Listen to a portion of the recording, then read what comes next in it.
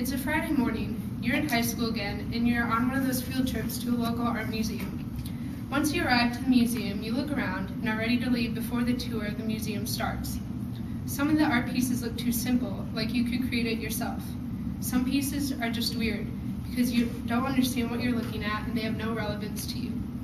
You ask yourself why you have to be at the museum when you could be doing more important things. Whether you consider yourself an artist or not, there are many steps you can take to appreciate art. I have enjoyed drawing and painting since I was a little kid. Throughout high school, I took at least a dozen art classes, including a college-level International Baccalaureate art class, in which I created a portfolio of work over the span of 2 years. Using some of my experience and knowledge, I'd like to provide aesthetics, technique, and emotional expression as 3 tools you can use to appreciate art. First tool you can use is to observe the aesthetics of a piece of art. Aesthetics, by definition, is a set of principles concerned with the nature and appreciation of beauty, especially in art. In other words, the aesthetics of an art piece is a simple visual appeal and how the piece looks, whether it's beautiful or ugly. According to the article Art Philosophy of from the Encyclopedia Britannica, fine art such as paintings, drawings, and photos consists of works designed to produce an aesthetic response or human-made things enjoyed for their own sake. This supports the idea that the simplest way to appreciate art is to look at the piece and observe what you see on the surface. A component of observing aesthetics is the elements and principles of art. The elements of art are color, line, shape, space, texture, and value. Principles of art are pattern, rhythm and movement, scale and proportion, balance, unity, and emphasis. Together, the elements and principles are used by artists to create a piece of art that is visually or aesthetically appealing to the viewer. And in this picture, this painting is called The Starry Night by Vincent van Gogh. And the first element that Van Gogh utilizes is color. And so instead of using all blues, he uses a mixture of blues and oranges, and they work well together because they are complementary colors. Van Gogh uses the element of line, uses lots of short and broken lines to create movement in the sky and trees. Van Gogh's Starry Night is a great example of aesthetics because his use of elements and principles make his piece unique and visually appealing to the viewer. The second tool you can use to appreciate art is to observe the process or technique used to make the piece. There are a wide variety of mediums that can be used to create work, such as paint, ink, photography, printmaking, and drawing. Within these mediums, there are techniques an artist can use to make their pieces unique and stand out.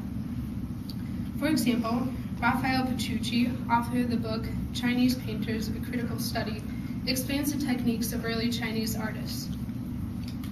Paintings were done on silken fabric, which is prepared until it was almost indestructible. When painting, the position of the brush conforms to a specific quality of line, sharp and precise, or broad and quivering. And from this image, you can see the Chinese artists used a different type of canvas, because it's a darker brown and not white, like we usually see. And they use a specific technique to create different types of lines. So you can see in the branches, it goes from thicker to thin. Bernard Belk, author of the academic journal The Eye of the Beholder, supports the same idea, that we shouldn't underestimate the importance of recognizing the style of a particular artist and understanding their place in art history. Other techniques and processes specifically for painting include finger painting, splattering, and saran wrap. The saran wrap technique is one I've used myself. I began using this technique because the saran wrap sucked up the paint, and when the paint dried, it created a texture of lines and triangles. So you can see in the faces the different texture it created. This technique isn't familiar to many people, which is why I wanted to experiment with it on my own art. So by recognizing and observing an artist's process or techniques, you are showing appreciation towards the fact that they experimented or used their medium outside of the norm in an unusual way, and that makes the artist's work unique and specific to them. Emotional expression is the final tool you can use to appreciate art.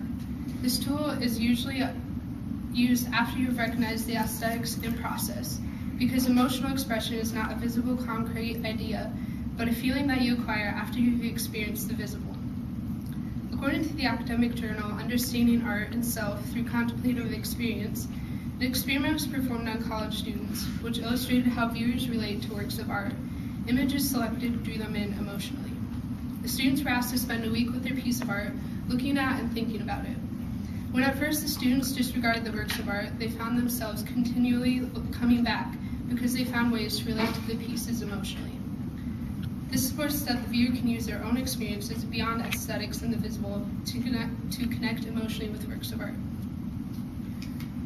This painting, Christina's World, by Andrew Wyeth, is an example of a piece of art that expresses emotions to the viewer.